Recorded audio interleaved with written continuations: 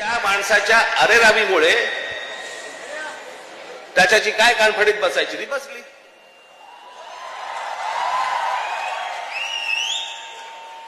मग लगेच इकडच्या सगळ्या व्यापाऱ्यांनी बंद बिंद पुकारला. तुमच्या मारली होती, अजून नाही मारली आहे.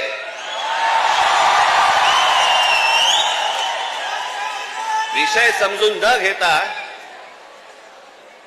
काय झालंय माहिती नसताना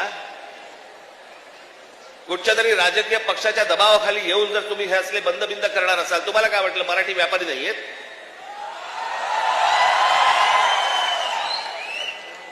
दुकानं बंद करून किती काळ राहणार आहात? शेवटी आम्ही काहीतरी घेतलं तरच दुकान चालणार ना.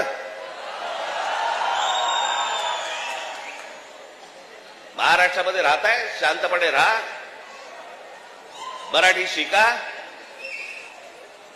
आमचं काही वावडं नाहीये, तुमच्याशी काही भांडण नाहीये.